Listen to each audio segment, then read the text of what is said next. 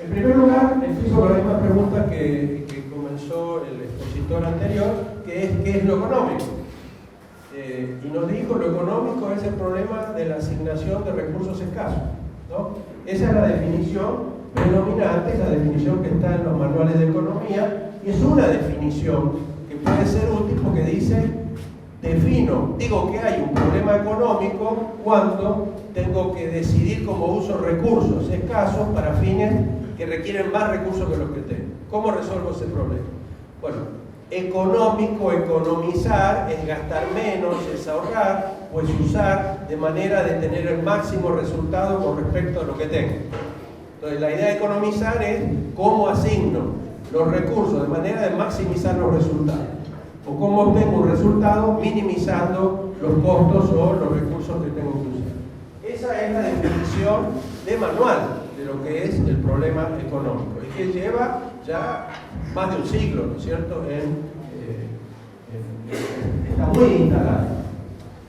El paso siguiente es que si yo acepto esa definición, después la pregunta es, ya yendo a un enfoque más institucionalista, no a un enfoque de procedimiento matemático de cómo asigno recursos. La pregunta es, ¿y cómo hago para que la sociedad asigne los recursos escasos de manera económica?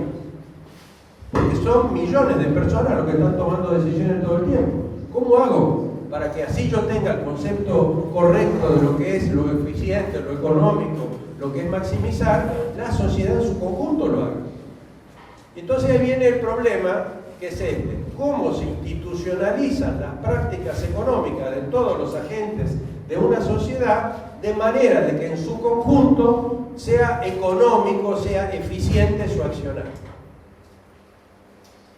Este ser económico eficiente en conjunto normalmente se reduce a un indicador, que es el crecimiento. Crecimiento de la producción, el crecimiento de la producción de mercancías anualmente, que es la tasa de crecimiento de la que ya se estuvo usando acá hace varias oportunidades. Entonces la respuesta que nos dan los mismos textos que dicen que es lo económico es que la manera de resolver esto idealmente es que la economía esté organizada como un mercado. Así que todas las decisiones económicas de agentes de cualquier nivel, en cualquier área, que tienen que usar recursos escasos para producir efectos, maximizar esos efectos, tienen que estar actuando dentro de un mercado. ¿Qué quiere decir?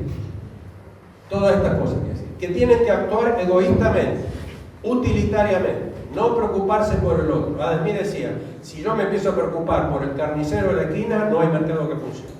Yo tengo que ir ahí a competir, tengo que ir a tratar de sacar lo máximo para mí. Entonces tenemos que ser utilitaristas, no desprendidos, no indiferentes a lo que logramos. Tenemos que ser competitivos, no solidarios. Y además tenemos que dejar libre de toda interferencia al mercado para que nos dé las señales, que también se mencionaron antes, que son las que nos permiten hacer esos cálculos, que son los precios. Los precios de las cosas no tienen que estar intervenidos, tienen que ser el resultado del equilibrio entre la oferta y la demanda. Ejemplo, la oferta y la demanda de soja determina un precio a nivel mundial, hay una sequía en Estados Unidos, baja la oferta, sube el precio, por ejemplo. O los grupos que tienen acumulada la soja y deciden que es el momento de venderla, la venden y baja el precio. Y ese precio es el que hay que tener en cuenta cuando uno hace los cálculos, es el precio de mercado. Toda interferencia con esto es visto como una interferencia con la racionalidad económica, que es la de asignar los recursos escasos, etc. Polanyi llamaba esto la definición formal porque en realidad es un procedimiento, por un lado. Y es más, está lleno de modelos matemáticos que nos dicen cómo calculo, cómo asigno, cómo optimizo, cómo maximizo y todo lo demás. Pero después tiene un lado institucional, que es decir, el sistema económico se tiene que constituir como una economía de mercado. Si en la economía de mercado hay algo que se llama mercado de trabajo y la oferta y la demanda dicen que el precio del salario en la Argentina para que la oferta y la demanda se igualen tiene que ser de 500 pesos, ese es el precio que hay que respetar, según esta teoría que es la del liberalismo económico y es la del neoliberalismo, que fue el revival del... Pero hay otra definición que es sustantiva y que no está deducida a partir del supuesto de que todos somos egoístas, individualistas y calculadores, que es lo que se llama el homo económico, que está en todos los manuales de economía. Cuando nos empiezan a enseñar microeconomía, empieza con el supuesto del homo económico y a partir de ahí se va desarrollando toda una teoría económica en una pizarra. La definición sustantiva está basada en estudios históricos, en estudios antropológicos, y la pregunta es, ¿cómo organizan las distintas sociedades, cómo han organizado el problema de resolver que esta sociedad se mantenga cohesionada, reproduciéndose a partir de sus bases materiales? ¿Cómo se resuelve el problema de qué producir, cómo distribuirlo, cómo circularlo, cómo consumirlo? Esos estudios que Polanyi en ese momento tomó de los estudios acumulados, pero que los que ha habido después siguen confirmando eso, detalle más, detalle menos, dice que en toda sociedad que perdure, no una sociedad que dura un tiempo y después desaparece, se fuma de los libros de la historia, el sentido de la economía es el sustento de todo, garantizar el sustento a todos los miembros de la sociedad. Entonces, el objetivo de la economía no es crecer el PIB, el objetivo de la economía no es la eficiencia, el objetivo de la economía es que todo el mundo tenga asegurado su sustento. Esta es una definición que está basada en el estudio histórico antropológico de las sociedades que duraron, por un lado, pero que también podemos decir que tiene un componente ético. No vamos a aceptar que una buena economía es una que crece si la mitad de la población se está muriendo de hambre. Esa no es una buena economía. El principio ético es que todas y todos podamos tener una vida digna. Y una economía va a estar funcionando bien cuando resuelve ese problema, aunque sea ineficiente. Para la definición de eficiencia hoy es que todavía quedan algunos patios sin poner soja en el país, hay que poner soja en todos lados. Esto puede ser muy eficiente, pero ¿qué efecto va a tener sobre la vida de las generaciones futuras? Entonces, si el tema es la vida, la reproducción de la vida, el sustento de todos, no es además el de los que viven hoy, es de estos y las generaciones que vienen. Desde ese punto de vista, acá estamos entonces con una racionalidad distinta. Allá la racionalidad es la que marca la eficiencia, la acumulación, la maximización, el cálculo. Acá la racionalidad es que la vida pueda ser sostenida, reproducida y desarrollada, que las capacidades de todos nosotros puedan desarrollarse en esa sociedad que tiene esa economía. Por otro lado, el sistema económico no se juega a una sola manera de organizar la economía, porque la economía de mercado es absolutista. La única manera racional de organizar la economía es con empresas de capital, porque el capital es el que puede calcular. Eso ya está desde Max Weber dicho, esta es la racionalidad económica. El capital, su cuenta capital, calcula costos, calcula beneficios, y eso es lo racional. Fíjense ustedes cómo este paradigma lo tenemos metido, que cuando empiezan los planes jefes y jefes y a verse cómo se asignan los programas de manos a la obra, se le pide a los emprendimientos que hagan un plan de negocio. Se les pide que hagan las cuentas como si fueran una empresa de capital, que vean el punto de quiebre. Y esa es una colonización de lo que es la economía popular, pretender que se comporte como una empresa de capital y que esto es lo racional. Entonces son cosas a discutir que podemos ver después. Entonces, con un enfoque institucionalista y no macroeconómico basado en variables y ecuaciones, una economía, un sistema económico es un sistema de instituciones que pautan las prácticas de todos los agentes de la economía, de todos los sujetos de esa economía. Y el problema es cómo se institucionaliza el problema económico, o sea, la producción, la distribución, la circulación, el consumo. Los estudios históricos antropológicos muestran que hay principios transhistóricos, o sea que en toda economía hay ciertos principios que se tienen que cumplir. Por ejemplo, que en toda economía tiene que haber producción, es obvio, y que eso implica que haya trabajo y organización del trabajo de algún tipo.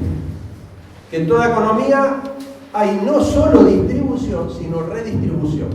Todos los sistemas económicos tienen redistribución también, como una institución fundamental para mantener cohesionada la sociedad. Desde las comunidades más lejanas a lo que es la modernidad, ahí ya aparece el consejo de ancianos o la autoridad de la comunidad que redistribuye recursos. Si alguien tiene más excedente, produce más que los demás en la comunidad, eso va a un fondo y la autoridad legítima lo redistribuye para atender a los que están peor, o para cuando sigue sobrando lo queman. No necesariamente con fuego, hacen chicha y nos emborrachamos durante una semana, que es una manera de quemar el excedente de maíz que se ha producido. ¿Y por qué se hace esto? El antropólogo occidental va y dice que es irracional. Podrían invertir, podrían venderlo, podrían hacer otra cosa, es porque eso mantiene la cohesión de la sociedad. Si los que tienen excedente lo empiezan a vender afuera, se empiezan a diferenciar de la sociedad. Bueno, en la sociedad moderna ese papel lo juega el Estado, de redistribuidor. Entonces la redistribución no es algo que se pueda poner o sacar, mientras que para la economía de mercado es un accidente que ojalá no haga falta. Para esta visión institucional, sin redistribución no hay cohesión social. Porque sobre todo cuando la economía de mercado genera desigualdades atroces. Y también estamos diciendo acá lo mismo que dice el premio Nobel Sereno, es que no es que yo tengo la economía y veo si funciona o no funciona y después le agrego un poco de ética. La economía no se puede separar de la ética. El principio regulador, cuando el mercado es el principio regulador y se busca y se propugna el egoísmo y la competencia, qué sé yo, el principio ético fundamental es el de la propiedad privada irrestricta y la libertad individual definida como que nadie me restrinja a mí mi accionar. Cuando en cambio vamos a otras opciones, como va a ser la economía social y solidaria, el principio ético es: todo el mundo tiene que vivir con dignidad. Tenemos que hacer una economía donde quepamos todos. Y queremos libertad, pero positiva, que resulte no de que nos matamos los unos a los otros, sino de que entre todos podemos solidariamente lograr mejorar las condiciones de todos. Entonces, otro principio que organiza las propuestas.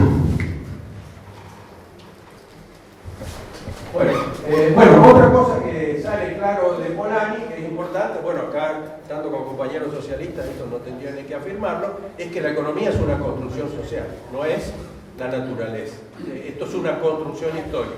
Lo que pasa es que como estas discusiones se están dando a nivel global y qué sé yo, con el Fondo Monetario, con el Banco Mundial, como que hay que recordarles que, o a Fukuyama, ¿no? Hay que recordarles de que no es el destino natural de la sociedad organizarse como una economía de mercado, sino que esto no existió siempre, porque ellos van a ver en Robinson Crusoe también el atisbo de la economía de mercado. Él está asignando recursos, su tiempo, cómo lo usa para construir la choza, para cazar un conejo, lo que fuera, como si fuera una sociedad completa. El capitalismo, plantea Polanyi, se desarrolla a partir de que se establece que dos cuasi mercancías van a comportarse como si fueran mercancías, que son el trabajo y la tierra.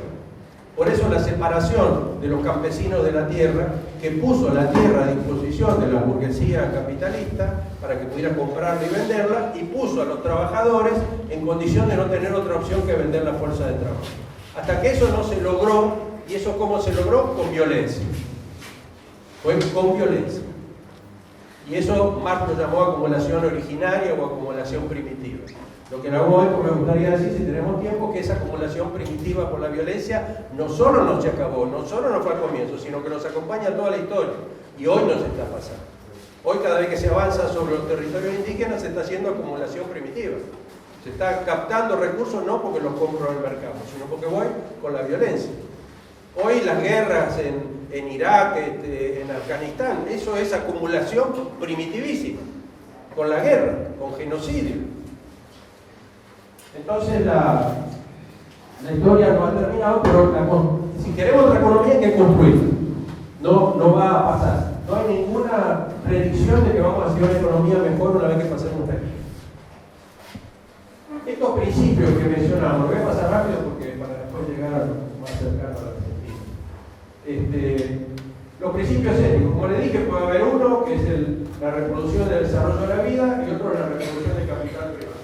Cuando digo principio ético me refiero al deber ser, no estoy hablando de la moral, estoy hablando del deber ser. Cuando uno asume el principio ético dice esto no es negociable y se vuelve hasta dogmático con respecto a eso. Entonces no negocio la libertad irrestricta de la propiedad privada. Es un principio ético para el que está planteando eso.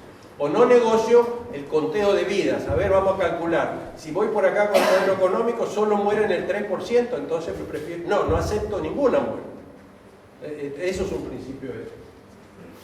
Esto traducido a principios económicos. Hay uno que está en toda sociedad, que es cómo se organiza el proceso productivo. Y hay factores, bueno, ustedes lo conocen ya muy bien de su lectura y estudios previos, que es qué pasa con la relación entre medio de producción y trabajo, que puede haber el trabajo asalariado, que ya conocemos todos, el mercantil simple, o sea, el propietario del medio de producción que produce y vende en el mercado, y la producción para el autoconsumo.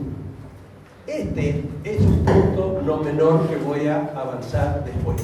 Esto está olvidado. En todo el análisis que dimos antes, producción para el autoconsumo no aparece. Todo es mercado. No digo que no esté bien, porque estoy hablando de variables económicas, pero por ejemplo, hoy hay una estimación en México del peso que tendría la producción para el autoconsumo si fuera evaluada a precio de mercado y da casi el 30% del PIB. O sea que hay una economía oculta, no registrada, que es muy importante para hacer políticas económicas, tenerla en cuenta. Y es la producción para el autoconsumo. Imagínense ustedes el 30, 40, 50% de la vivienda urbana popular es autoconstrucción.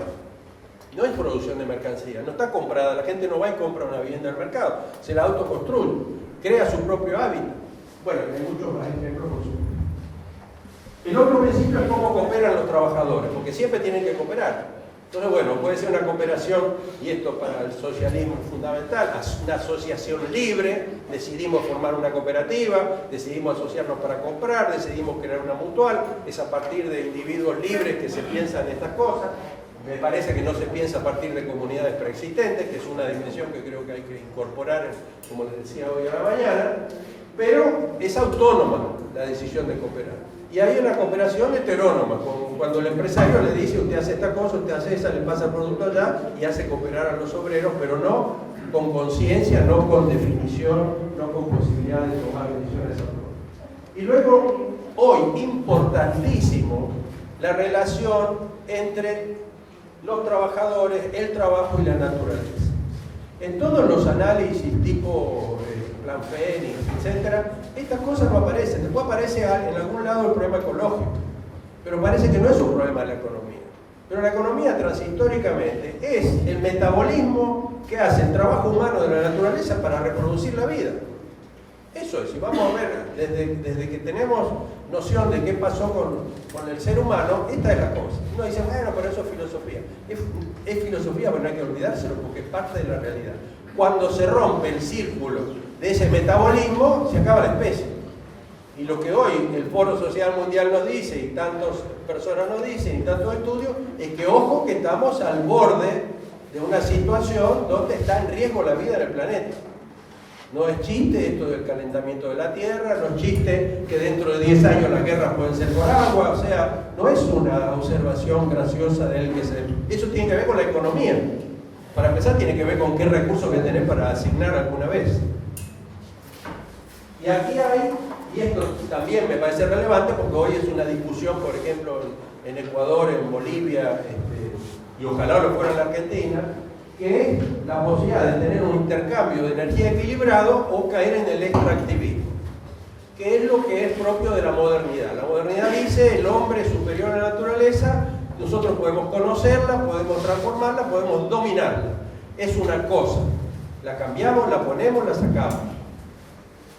Esto genera desequilibrio. Entonces la posibilidad de tener una relación armoniosa con la naturaleza, que si quieren un extremo cultural, en la Pachamama de los pueblos andinos, se contrapone al extractivismo. Saco de la naturaleza todo lo que pueda, ¿para qué? Para aumentar el PIB, para producir bienes, para dar bienestar a la gente, lo que sea. Pero que tiene sus pequeños límites. Si hoy seguimos definiendo bienestar como tener acceso a cosas que nos permiten tener una vida digna en los términos occidentales y cristianos, y esto está definido, por ejemplo, como el nivel medio de vida en los países nórdicos, y lográramos eso, el planeta no resiste, no llegamos nunca a eso, porque no hay posibilidad de extraer tantos recursos de la naturaleza. Si ya en realidad ya se sobrepasaron los límites hace rato, porque ya se nos fue dando un paradigma de lo que es el desarrollo, lo que es la buena vida, que es absolutamente imposible, y entonces se está generando esta tensión que además se manifiesta ahora materialmente. ¿quién se apropia de la riqueza? Se produzca como se produzca, extractivistamente o no, ¿quién se apropia? Bueno, ahí está la cuestión de propiedad privada o no propiedad privada, pero también hay otras cuestiones importantes. Las diferencias ya no de clase, sino étnicas, la diferencia de género. ¿Quién se apropia del ingreso de la familia? ¿Quién se apropia del producto campesino? Entonces, hay cuestiones ahí que hoy el Foro Social nos dice, ojo, no se quede con las clases sociales como único criterio de clasificación. Están los principios de redistribución que les decía antes, que bueno, pueden ser las autoridades comunitarias, puede ser el Estado, pero su objetivo es la cohesión de la sociedad. Ahora, por otro lado, nos vamos a encontrar como una argumentación que escuchábamos de la presidenta hace unos días, que decía, bueno, estamos redistribuyendo y además eso tiene efectos macroeconómicos, dinamiza la economía. Bueno, esa redistribución es funcional, y bueno, y probablemente muchos acá van a estar de acuerdo con eso, es cómo opera un modelo económico de mercado. Efectivamente, si yo incito a la demanda a través de una redistribución de los que gastan menos a los que gastan más, eso va a tener una cantidad de efectos que, por ejemplo, se pueden manifestar en el PIB, teniendo en cuenta ciertos límites, como nos decía el compañero anterior. Pero, digamos, ese es un criterio funcionalista de la redistribución, no es ético necesariamente. La otra, fíjense ustedes que los organismos internacionales hace apenas 10 años, 15, empezaron a aparecer los documentos del PNUD, etcétera, que decían, ¿saben qué? Ya no podemos seguir más con esto de que primero hay que crecer la torta y después hay que distribuirla. Hay que distribuir para que crezca la torta. Entonces se empezó a admitir, incluso en el Banco Mundial, etcétera, que en el CEPAL, que la distribución era previa al aumento de la torta y no como normalmente nos dicen que va a venir después. El otro tema es la circulación, cómo esos productos, después que están distribuidos, cómo circulan, cómo lo cambiamos de mano, cómo... Entonces hay una relación histórica fundamental que es la reciprocidad, que está vinculada al concepto antropológico de doy. No es contrato, te doy esto a cambio de un equivalente calculado como tal. Te doy, te regalo. Me dice, bueno, pero ¿cómo va a funcionar la economía y cómo va a circular los bienes a partir de regalo? Bueno, porque, ejemplo, yo voy caminando por la calle, hay alguien accidentado, me acerco, le ayudo, llamo a la ambulancia, lo atiendo hasta que finalmente llega al hospital y le dediqué un montón de tiempo, qué sé yo, y no me quedo en la puerta esperando y decirle son 500 pesos. ¿No? O sea, le di mi tiempo. Ahora, uno podría decir, bueno, ¿qué tipo más desprendido? En parte es eso, pero en parte, lo mismo que la donación de sangre, ¿no? La donación de órganos. En parte es eso, pero en parte es que yo sé que el día que yo necesite, alguien se va a acercar y me va a ayudar. No va a ser la misma persona, no va a dar la casualidad que pase y va a decir, te cobro la deuda. No es un contrato, pero es una red que teje relaciones sociales de reciprocidad, de don, que obliga moralmente el don también. Bueno, eso está muy estudiado por los antropólogos y es una cosa que no desapareció en la sociedad moderna. Cuando se vuelve a estatizar las AFJP, cuando se las vuelve a hacer un sistema colectivo, se está introduciendo la reciprocidad. Porque yo aporto ahí, y no sé si me voy a morir antes de jubilarme o no. No sé si no digo aporto, ahora quiero eso más una tasa de interés, que es lo que supone que la AFJP hacía. Yo aporto, y cuando necesito tomo. Y unos aportan mucho menos que lo que reciben. En la medida que todos participamos en eso, esta es una relación de reciprocidad.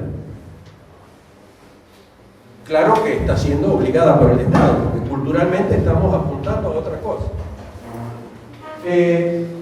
Otro principio es el de intercambio, pero no es el único. Y el de intercambio tiene dos formas, el comercio y el mercado. Comercio quiere decir que yo transo con otro, tengo algo, lo cambio, hacemos un arreglo, fijamos unos precios y se hace la transacción. Puede ser mediada por dinero o mediada por dinero. Mercado es muy diferente con respecto a esto, porque en el mercado las relaciones de intercambio están dadas por la oferta y la demanda, que yo no manejo. Cuando yo voy a una feria popular, regateo en Ecuador, o sea, si yo voy a la compañera y le digo, por ese poncho, ¿cuánto me cobra? $100. y le pago, me mira raro, dice, ¿qué le pasa? Tiene que regatear, ¿no? Entonces yo le digo 70, dice, no, 90, 75, y así llegamos a un precio. Es un juego, es una relación. Si yo soy un gringo me va a tratar distinto que si me ve que soy latinoamericano, por ejemplo.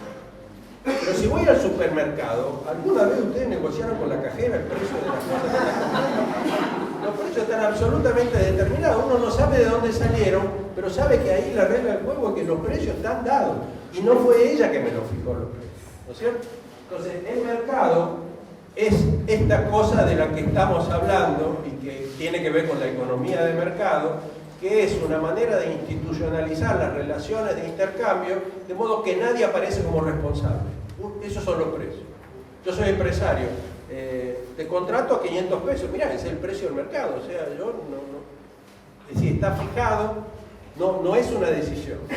La economía social solidaria, por ejemplo, no va a hablar de mercado solidario. Algunos hablan de eso, pero es una contradicción. Un mercado no puede ser solidario, por cómo está construido, a partir de la competencia, de cada uno piensa en sí mismo, etcétera, etcétera. En cambio, el comercio, hablamos de comercio justo. Es decir, que puedo tener en cuenta quién me compra. Esos compradores ricos alemanes le compran a una comunidad café, a una comunidad guatemalteca y pagan más que el precio del mercado. ¿Por qué? Porque es una comunidad que está por desaparecer y porque quieren contribuir a que pueda tener sustento. Pero bueno, no puede decir, bueno, pero esto es un caso raro, no es. Pero bueno, la cuestión del comercio justo no se puede para mí quedar ahí. Tiene que ir a la Organización Mundial de Comercio. ¿Qué es comercio justo? ¿Es el resultado de la fuerza de la oferta y la demanda y los grupos económicos? ¿O tenemos que ver qué pasa con las sociedades cuando participan en el comercio internacional? Algunas pueden desaparecer si se siguen las reglas del mercado. Entonces, el concepto de justicia implica pasar del mercado al comercio. Están los principios de consumo. Y ahí se puede organizar de dos maneras. El consumo responsable, que pongo primero la más bonita, la más buena, ¿no? Después la mala. El consumo responsable, del cual se habla mucho en el foro social y en muchos medios actualmente, que es un consumo que así, es el consumo de lo suficiente. Si consumo lo que necesito. Ahora, ¿qué es lo que necesito? Es una definición social. No estamos diciendo que va a venir un médico a decir qué es lo que tiene que consumir cada uno para no morirse. Estamos diciendo que es una construcción social, que hoy puede estar definido, lo mismo que decía Marcel, a lo largo del tiempo va cambiando la definición de cuál es el trabajo necesario para reproducir la vida. Porque la vida misma y su contenido va cambiando. No es lo mismo en la ciudad que en el campo, no es lo mismo hace 3 siglos que ahora. Pero hay la posibilidad de pensar en lo suficiente. Es decir, limitado. Y está la posibilidad de pensar en un consumo irresponsable. ¿Qué quiere decir? Que no me hago responsable de las consecuencias de mi consumo. Hoy discutíamos, intercambiamos la mañana con el otro expositor y él decía, yo creo en la ciencia, yo creo en la tecnología y yo quiero el celular. No, nadie dice que no al celular. Es muy importante el celular. Por ejemplo, pensemos los campesinos, no en la ciudad, pensemos el campesino que ahora tiene un celular y se puede comunicar, puede pedir que venga alguien a atenderlo, lo que sea. Realmente es un medio extraordinario. Pero hace falta cambiarlo cada 8 meses. Y hace falta agregarle que ahora saca fotos y que ahora manda fotos y que ahora lo dé vuelta y la señora se queda parada. Le voy a agregar una planchadora y le voy a agregar un montón de... Hace falta todo eso y entonces lo tengo que cambiar porque está obsoleto y no tengo estatus. Eso es consumismo irracional. Porque no sabemos qué hacer con la basura electrónica que genera ese consumo. Si el objetivo, la necesidad es la comunicación, el celular es un gran descubrimiento, pero hay que usarlo racionalmente. ¿Desde qué perspectiva? Desde la perspectiva de la vida. Porque estamos creando una basura que nadie la quiere tener en su patio trasero. Lo mismo que pasa con la industria atómica. En cambio, para la economía de mercado es absolutamente racional que uno cambie cuando quiera y compre cuando quiera y que nos vayan dando productos con obsolescencia programada, que ya se sabe que este producto en 6 meses va a quedar superado y me lo van dando en cuotas para que yo lo tenga que comprar y comprar y comprar. Y después hay un problema, un principio de coordinación en la economía. ¿Quién coordina todo eso, todas esas actividades, todas esas decisiones? Bueno, puede ser en una economía en una cierta escala, una comunidad que se junta y dicen, bueno, vos producís esto, yo produzco esto, más o menos vamos a asegurar pasar de todo. Puede ser un sistema planificado, el socialismo real fue el extremo, porque ahí se absolutizó no el principio del mercado, sino el de la planificación. pero planificación hace falta, porque no es posible que cada uno desde su actividad vea las consecuencias que tiene o que pueda anticipar lo que va a pasar. Y la otra es el mercado autorregulado, que es la que defienden los neoliberales. No planificación. Acá tuvimos CONADE, Consejo Nacional de Desarrollo en el año 60, vinieron los neoliberales, hasta los militares lo sostuvieron, vinieron los liberales y lo borraron eso, borraron toda posibilidad de planificar aquí y en todos los lados que pudieran. ¿Por qué? Porque quieren un mercado que se regule solo. Bueno, economía social y solidaria. ¿Qué es esto? Lo que yo vine dando hasta ahora es qué es lo económico. La economía es un sistema de instituciones, de principios, de prácticas. Estuvimos viendo cuáles son los principios que vamos a encontrar en cualquier sociedad, pero que se pueden resolver de manera distinta. Da lugar a economías distintas y da lugar a sociedades distintas. Cuando la economía es de mercado, la sociedad es de mercado. ¿Qué quiere decir esto? Que uno en la sociedad, su estatus, su posición, su nivel de satisfacción de la sociedad, depende de cómo le fue en el mercado. Depende si pudo comprar y vender adecuadamente. Y si le fue mal, le va mal en la sociedad. O sea, vive como un paria, vive como un excluido, salvo que vengan estos mecanismos que son extramercados, como el de la redistribución. Pero tendencialmente eso es lo que ha producido la liberación del mercado. ¿Cuánta gente excluida y convertida casi en campo de concentración en las ciudades porque le fue mal en el mercado? Ahora, economía social y solidaria entonces tiene dos elementos. Bueno, creo que ya esto lo he dicho.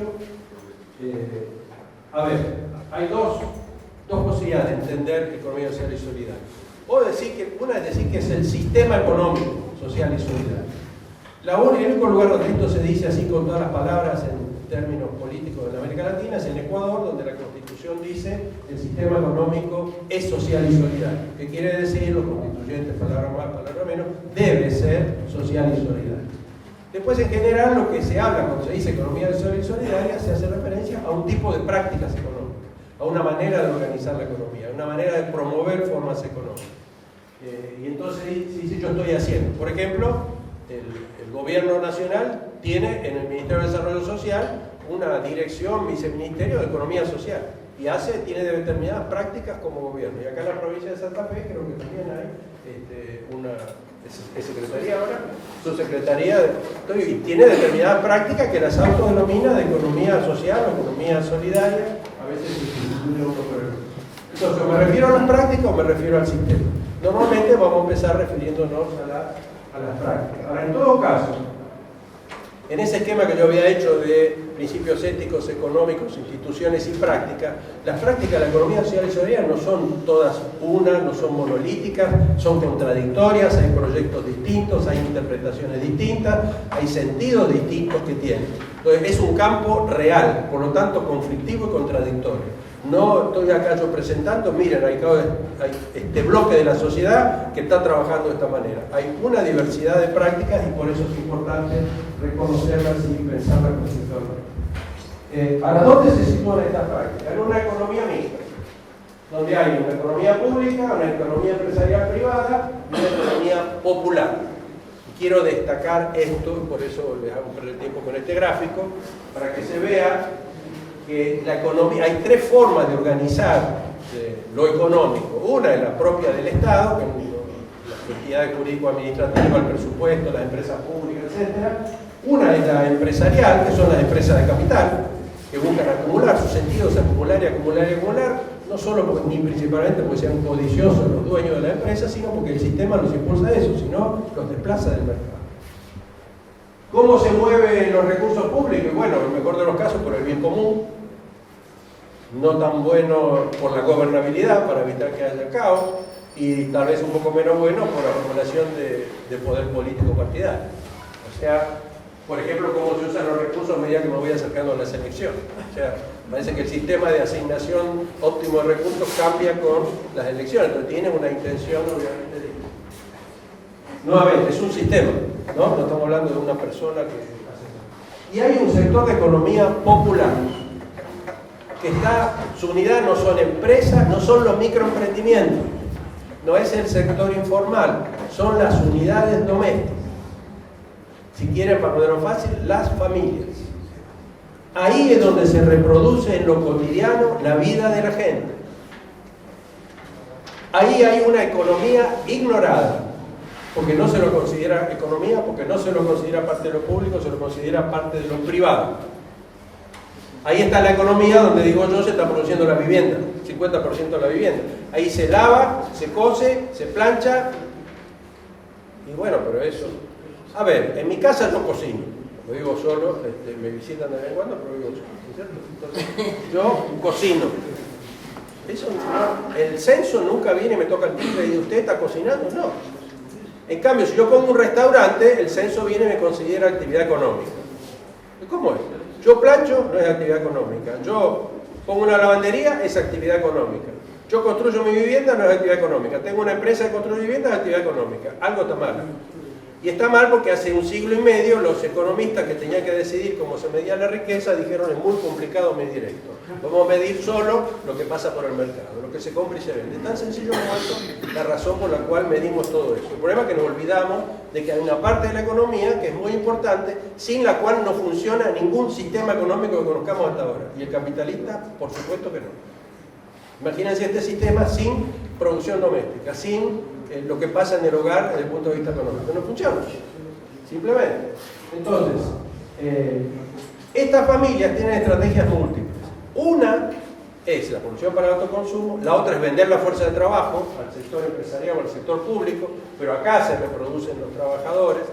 La otra es producir para vender, por cuenta propia, poner un emprendimiento. Bueno, como digo, muchas veces se llama economía popular solo a los emprendimientos, ¿no? El otro no aparece. El trabajo salarial se lo pone allá, en el sector empresarial. En realidad están acá los trabajadores, van y vuelven, van y vuelven. Estos emprendimientos que aparecen como los antecesores de las pymes, de las MIPYMES, ¿no es cierto? Que se van a llegar a ser empresas, como esto que le decía yo, los planes de negocio aplicados al microemprendimiento, a ver, anticipándole ya hacia dónde tiene que ir, hacia un plan de negocio de empresa de capital. Ha habido programas para atender a este sector, pero desde hace décadas, del Banco Mundial, del BID, de organismos nacionales, de toda América Latina, y han fracasado sistemáticamente. ¿En qué sentido? Cada 100 emprendimientos que pasaban por un programa de estos, 80 perecían. Solo 20 lograban sobrevivir. Pero además esos 80 estaban funcionando antes, pero no con la lógica financiera de que tiene que tener más ingresos que gastos y que además tiene que contabilizar todo lo que usa. Pero cuando hoy le preguntaba a una persona que tiene un microemprendimiento cómo hace las cuentas, dice, bueno, todo lo que tengo que gastar con plata lo pongo en el costo, y todo lo que me ingrese con plata lo pongo acá. Ah, pero está contando su trabajo. Y no. ¿Cuánto ganaría usted si tuviera trabajo? Tanto, póngalo. ¿Y la electricidad? Y la de mi casa. No, cuente. ¿Cuántos kilovatios está consumiendo el negocio? ¿Y el alquiler? ¿Cómo? Si es mi casa. No, usted tiene para hacer las cosas, para asignar bien los recursos, tiene que darle un precio a cada recurso. Como no está comprándolo en el mercado, denle el precio del mercado. Hace la cuenta y quebró a cerrar. O sea, no tendría que existir. Entonces, ¿qué pasa acá? No se reconoce la lógica de esa economía doméstica, que lo que está buscando es un ingreso extra, no convertirse en un empresario. Después se puede convertir en un empresario, obviamente, pero la lógica es otra, la manera que se hacen las cuentas es otra. Entonces, reconocer la economía popular es clave. Es más, es clave entre otra cosa, ¿por qué? Porque la visión lavada de la economía social solidaria es intervenir sobre este tipo de emprendimiento. Entonces, por lo menos entendámoslo, ¿no? Si eso es lo que vamos a hacer, no tratar de cambiar el sistema económico, sino ver cómo llegamos a mejorar la situación o hacemos que surjan microemprendimientos donde no los hay, entendamos que surgen a partir de unidades domésticas, de familias, o en el mundo andino de comunidades indígenas. Bueno, hay flujos de un lado para otro, es otro dibujito. Acá tengo el mismo sistema y ahora ubico como un dibujito la economía solidaria, que es esa elipse que está en el medio. O sea, la economía mixta es economía popular, empresarial, capitalista y pública. La economía solidaria tiene una parte que es popular, una parte que es empresarial y una parte que es pública. Solidaria, entonces tendría que definir qué es solidaria, es decir, que tengo en cuenta al otro, que hay asociación, que no hay competencia total. Entonces, por ejemplo, una cooperativa la meto dentro de la parte de la IPSE que se junta con la economía popular, porque son trabajadores que decidieron asociar, una empresa recuperada, son trabajadores que decidieron asociarse juntos para producir y reproducir su vida mejor, y tienen que ser solidarios, si no, eso no va a funcionar. Una cooperativa, una mutual, etc. Ahora, son internamente solidarios, eso no los hace solidarios para la humanidad. O sea, esa cooperativa puede estar compitiendo a muerte con otras cooperativas, pero estamos a un primer nivel de solidaridad, porque lo otro es no solidaridad, o sea, individualismo, egoísmo y no asociar, o sea, no quiero asociarme con nadie, quién sabe qué me va a pasar.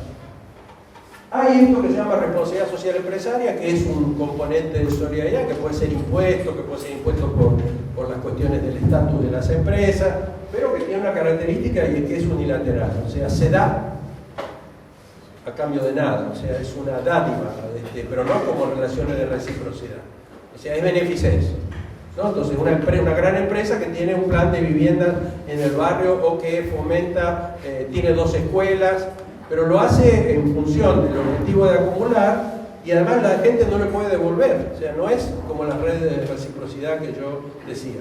Esa gente no puede a su vez hacerle vivienda a otros o cosas por el estilo. Pero bueno, es un elemento de solidaridad, en un momento de redistribución hay que tenerlo en cuenta. Yo ahí lo dibujé también muy claro. Y es muy importante ver que una parte sustancial de la economía solidaria es el Estado. Porque ahí está la producción de bienes públicos, por ejemplo, la producción de servicios de salud, de servicios de educación, de seguridad. De ahí salen los servicios subsidiados. Hoy vimos como una irracionalidad el subsidio. Sí, desde una lógica puede ser una irracionalidad, pero desde otra uno puede decir, bueno, ¿y por qué no es totalmente gratuito de una vez? Sí, el agua alguna vez no hubo que pagarla como la pagamos ahora cada vez que abrimos la canilla. O sea, es una construcción histórica. En la Constitución de Bolivia y en la de Ecuador dice el agua no es una mercancía. Después tienen el problema de qué hacen con las embotelladoras de agua, ¿no? Pero están diciendo, es un mandato de que no vamos a dejar que se monopolice el agua y que se cobre el agua. Y entonces la lucha que hay ahora en el Ecuador es entre los campesinos regantes y el Estado. El Estado dice, nosotros somos en última instancia los propietarios del agua en nombre de la sociedad, y los campesinos dicen jamás. Nosotros estamos acá, nosotros organizamos el agua, nosotros sabemos cómo distribuirla. Entonces es un campo conflictivo, no es un campo así clarísimo. Pero el Estado es el principio de redistribución es una parte muy importante. Una economía es más solidaria si maneja bien el principio de redistribución. Yo creo que nos estaban dando ejemplos de cómo se puede redistribuir distinto. No es cuestión de redistribuir, incluso la redistribución puede ser regresiva, como bien mostraba con las estadísticas el compañero. Vamos a sacar dibujitos. Bueno, el problema es este: el mercado no solo que ha avanzado sobre la sociedad. ¿Y cómo avanza? Hay unos autores que se llaman lo de la teoría de la acción racional, que son 30, 35 años atrás, que ya extendieron el principio de racionalidad económica a decir toda actividad humana es racional si se rige con los principios de racionalidad económica. Entonces, voy a elegir mi carrera universitaria, tengo que hacer el cálculo de qué ingreso voy a tener hasta que me muera si elijo ingeniero, y lo voy a comparar con qué ingreso voy a tener si elijo médico y cuánto me cuesta si elijo una o la otra. Eso es racional. Elegirla porque me gusta curar gente, eso es irracional. Irracional en el sentido de que, bueno, viene de valores, viene de otra cosa, no es racionalidad económica. ¿Me voy a casar? ¿Cuánto será la dote? ¿Cuánto será? O sea, le pongo precio, costo a todo lo que hago. ¿Sí? ¿Voy a donar un órgano? Bueno, ¿cuánto me van a pagar por mi hígado? ¿No? Bueno, el hígado es un riñón. Mercantilizar, convertir a precio, ponerle precio a las cosas. Mi relación con la naturaleza, ¿me conviene o no me conviene? Las empresas que contaminan las corrientes fluviales son racionales al hacer, porque están bajando los costos, porque están asignando bien los recursos y usando los precios que hay. Mientras no le pongan, ¿qué dicen los neoliberales? Bueno, y esto se convirtió en un problema muy serio, vamos a ponerle precio a la contaminación. Entonces se va a poder contaminar, pero hay que pagar. ¿Qué vamos a decir a la universidad? Sí, pero la naturaleza se va a acabar, o sea, va a tardar un poco más, pero se acaba igual. O sea, tiene que ser cero contaminación. No puede ser un poquito. Entonces va a contaminar pero pagando, o sea, le vamos a bajar la ganancia pero igual contamina. Eso, que el sistema financiero lo convierte en estos derechos a contaminar, que además dice que nosotros no avancemos, pero ellos pueden avanzar. O sea, ese tipo de cosas que, bueno, esa cosa. Pero el mercado viene y además también mercantiliza la política. Cada vez más se vuelve más una cuestión de recursos económicos, cómo se da el sistema de representación política en una sociedad. Cada vez más tiene que ver con plata. Cada vez más se piensa en que los candidatos son como una mercancía, o sea que hay que producirle una imagen. Bueno, esto es parte de la realidad, pero es parte de una realidad mercantilizada. Mercantilizada ya no en el sentido de que todo se hace por plata, sino que empiezan a aplicarse los criterios y los valores de una economía de mercado. Y bueno, ¿qué es lo que queremos? No hacer desaparecer el mercado, no aquella idea de abolir el mercado, pero sí regularlo, aplicar la redistribución progresiva, por supuesto, avanzar con las relaciones de reciprocidad, como digo, un ejemplo es el del sistema de seguridad social, avanzar desde la justicia con otros criterios de justicia. Para el mercado la palabra justicia no existe. No hay precio justo, es el precio de la oferta y la demanda, ¿no? Para un empresario, sin otro principio que el ser empresario, si lo que produce es veneno o es remedio, le da lo mismo con tal que se lo compre. Ahora sabemos, tenemos amigos empresarios que no harían eso, por supuesto, pero la lógica del sistema está que lo racional es que yo venda lo que me van a comprar, ¿no? Entonces no produzco los remedios que permitirían curar hoy enfermedades que son totalmente curables porque no hay negocio hacer. Y los remedios para el SIDA se empezaron a producir cuando los ricos y famosos empezaron a tener SIDA. Y entonces se convirtió en negocio. Si no vemos esas cosas, es porque estamos muy sumergidos en esta lógica del mercado que nos parece que es lo natural. Bueno, las prácticas de economía popular, no regresa todo el tiempo con esto, la unidad doméstica, rápido.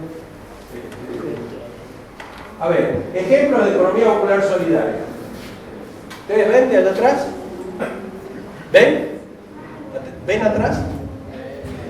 O para que no los lean. Pero vean qué cosas incluyen. Microemprendimiento asociativo, comunidades indígenas y campesinas y sus instituciones, la red de producción de alimentos para el autosustento y el mercado local, redes de abastecimiento con puntos de insumos, compra de servicios, uso compartido de equipos, asociaciones de productores que comercializan juntos, la feria de Misiones, por ejemplo, asociaciones de consumidores, redes solidarias de trueque de bienes, acuérdense del millón de trocadores que tuvimos antes del 2001, redes de comercio justo y solidario, que ahora ya no son solo norte-sur, sino que se están planteando sur-sur, la organización de ferias, donde se vinculan productores y consumidores, las cooperativas de producción para el mercado, la de producción y distribución de energía, de agua. Sabemos el papel que han jugado las cooperativas de energía en nuestro país, en el interior, las empresas recuperadas por los trabajadores, asociaciones de usuarios a cargo de la autogestión de servicios públicos, cooperativas de construcción de vivienda y hábitat, cajas de ahorro y crédito. Esto, por ejemplo, aquí está muy minimizado, pero en Ecuador, por ejemplo, es una institución importantísima, las cajas de ahorro y crédito, que surgen de la misma sociedad que las va organizando. Y todas las formas populares de crédito, de autoelaboración de redes de crédito. Las redes de ayuda mutua, las mutuales, clubes de madres, seguridad social, comedores comunitarios, guarderías de niños y montones de eso. Todo eso es economía. A ver, ¿qué es economía? Tiene que ver con la producción de bienes y servicios que tienen la capacidad de resolver necesidades. Lo que en el marxismo se diferencia, valor de cambio y valor de uso. Entonces, si resuelve una necesidad, es riqueza, aunque no tenga valor en el mercado. Entonces, montones de estas cosas son intercambios de trabajo que resuelven necesidades. La guardería de niños, por ejemplo. Ahora, si hay una guardería mercantil, eso es una actividad económica y esto no. Esto es una actividad económica.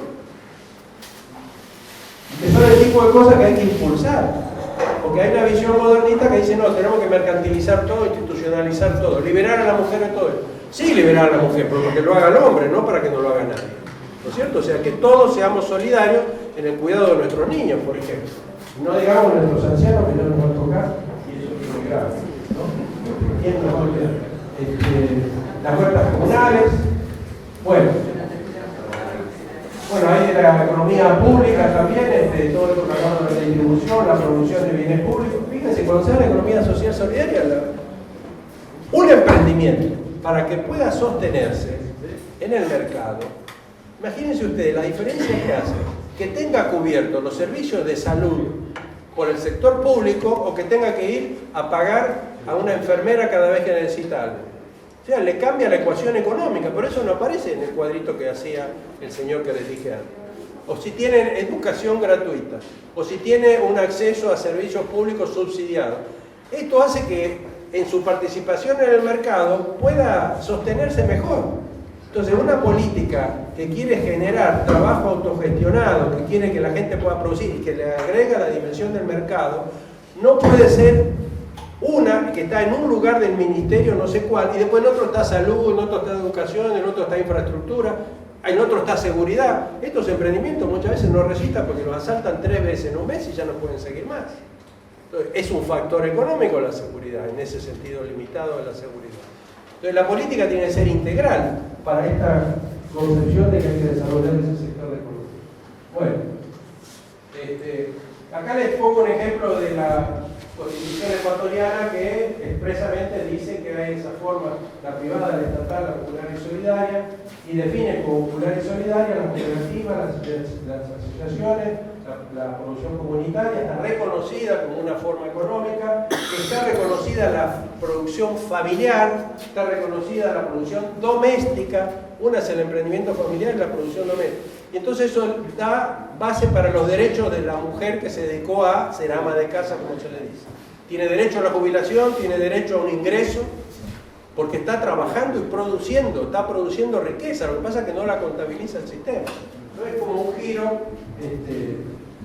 Ahora, yo creo que esta cosa hay que meterla también a la macroeconomía. De eso podríamos dialogar con el compañero anterior. Pero entonces tengo que meter en el sistema macroeconómico, como estamos tratando de hacer en Ecuador, en las cuentas públicas, meter la economía popular y cuantificar todo lo que produce. Fíjense ustedes, acá está lo que la economía popular produce y le vende al sector empresarial, produce y le vende a la economía pública estatal, produce y le vende a sí misma, entre otras cosas que hasta la fuerza de trabajo misma. Y acá hay una celdita que dice que produce y vende al resto del mundo. ¿Qué va a producir al resto del mundo? Son chiquitas. Acá, en por lo menos 10 economías latinoamericanas, el principal rubro de ingreso de divisas. Son las remesas de los que se van a trabajar, venden su fuerza de trabajo afuera y viene la remesa a su país. Es el segundo rubro en México después del petróleo, en Ecuador, y en Guatemala, y en El Salvador y en tantos lugares. Y además de que hay producción y exportación de productos, de alimentos, etc. Entonces, hay que mostrar el peso. Para eso hay que también usar el lenguaje del sistema vigente, ¿no es cierto? O sea, no se trata de decir, no, las cuentas macroeconómicas no, hay que hacerlas, pero hay que cambiarlas un poco. Bueno, la palabra, ¿cómo se llama? Economía solidaria, economía social, economía popular, comunitaria, social y solidaria, rural. Yo estoy pensando que en América Latina, si uno recorre, va a ver que hay muchos nombres para esto que estamos hablando. Y después, bueno, ¿cuáles serían? Termino con esto. ¿Cuáles son los principios de las prácticas? Yo lo que hice un esfuerzo es decir, a ver, en todas las experiencias que uno puede ver de los que dicen que están haciendo economía social y solidaria, ¿qué principios están atrás que uno podría decir en general? Esto es tanto. Primero, se busca trabajo, generar trabajo, que haya trabajo para todos. O sea, se ve como un problema resolver la gente que no puede trabajar como quiere trabajar. Acceso a los trabajadores, medios y condiciones de producción. La economía social y solidaria no impulsa el trabajo salarial. Esos son otros programas, los programas de empleo, en otro lado. La economía social y solidaria no está viendo cómo se genera trabajo salarial. Es trabajo autónomo, autogestionado, el que impulsa. Por eso tiene algo que ver con aquel principio original del programa de los trabajadores, cuando surgió el cooperativismo y cuando surgió el mutualismo. Se busca que haya cooperación solidaria, que haya autogestión de las condiciones generales de la producción, o sea, del ambiente, no solamente de la generación de conocimiento, no solamente de insumos. Se busca que la producción sea socialmente responsable. Quien trabaja en esto normalmente está pensando en lo orgánico, está pensando en productos que no contaminantes, está pensando en ese tipo de cosas. La distribución y redistribución, que hay que garantizar la reproducción y desarrollo de la vida de todos, y entonces no se queda con los 3 miembros de la asociación con la que está trabajando, sino que los pone en contexto de la comunidad. Por ejemplo, dice, lo que van a producir ustedes, ¿a quién les sirve? Busca, por ejemplo, que la comunidad defina necesidades y capacidades antes de empezar a organizar estas cosas. El otro enfoque es decir, bueno, ¿qué sabes producir? Pan, acá. Tenemos un horno, producir pan. Pero le dijeron lo mismo a 10 y ahora hay tantas panaderías que nadie compra el pan. Entonces no hay una relación con las necesidades de eso. A cada cual según su necesidad de trabajo, no explotación de trabajo ajeno. Acuérdense del trueque. No se admitía que se viniera con productos que habían sido producidos por otros. Era el trabajo de uno el que uno podía llevar al trueque. Y no se admitía trabajo infantil y no se admitía trabajo asalariado. Entonces es un principio de esa economía social. La idea de justicia social. En cuanto a la circulación, se le debe dar, yo creo que no se le da suficiente importancia a la autarquía. A esto de plantear, miren, este principio de autarquía, que quiere decir que la familia produzca cosas para su propio consumo y no compre todo el mercado, ahora está a una escala mucho superior cuando hablamos de soberanía alimentaria. ¿Qué plantea la soberanía alimentaria? Que no podemos depender en algo tan básico como nuestra alimentación del mercado global, como le pasó a México, que hizo desaparecer la producción de maíz, el país del maíz, porque era más barato, el mercado decía que tenían que comprar el maíz norteamericano, se pasaron a comprar el maíz norteamericano, de pronto los precios fueron a las nubes y la tortilla, que es lo que come todo el mundo, se fue a las nubes, entonces una rebelión popular, y ahora están empezando a recuperar las semillas para poder recuperar la cultura del maíz. Entonces, puede no ser eficiente producir para autoconsumo, pero dedicarse a exportar un producto y tener que todo lo demás importarlo, eso es pérdida de soberanía. Es eficiente en términos de eficiencia social, de eficiencia histórica, de tener en cuenta qué sociedad queremos. Y por último, bueno, el dinero no queda dinero, o sea, hay un gran problema alrededor se cobra tasa de interés o no, porque sí, lo que mencionaba el compañero de que hay un viejo problema con la tasa de interés, es un problema moral que hoy mismo está vivo, no es algo del pasado. Hay derecho a cobrar una tasa de interés en un sistema de finanzas solidarias, en un sistema de microcrédito. ¿Qué significa la tasa de interés? Cuando vemos tantas ONGs que hacen microcrédito, están cobrando el 80% de tasa de interés. ¿Cómo justifican eso? Nos vamos por todo, ¿no? Tasa de interés. ¿Cuánto puede ser? Bueno, entonces básicamente y en resumen, como les digo, estoy tratando de traerles, como decíamos hoy a la mañana, ustedes están discutiendo un programa, están discutiendo una ideología, están discutiendo, se planteaban hoy, que es el socialismo del siglo XXI, así como les decía hoy, me parece que hay que tener en cuenta el pensamiento de las comunidades originarias, de los pueblos originarios, que vienen con otro esquema de pensamiento, ¿no? Esta idea del buen vivir, del vivir bien. También en el campo más occidental y cristiano de la economía hay que ver que hay otras corrientes de interpretación de lo que es la economía y hay otras propuestas, porque si no nos podemos quedar en que estamos dentro de la economía de mercado aceptando que esa es la economía y lo único que hacemos es agregarle un poco de regulación por acá, un poco de regulación por allá, pero el mercado es el mercado es el que genera la cultura. Entonces, de ese punto de vista, atendiendo de alguna manera a la convocatoria que mencionó el compañero, traigo esto. Me parece que hay que tener en cuenta que además esto tiene peso. Tiene peso acá, tiene peso en Europa, tiene peso en Canadá, estamos empezando a saber que tiene peso en Tailandia, en el Asia. Es decir, la tenía desde Gandhi, es otras concepciones de la economía y de lo que se debe hacer con la economía. Gracias.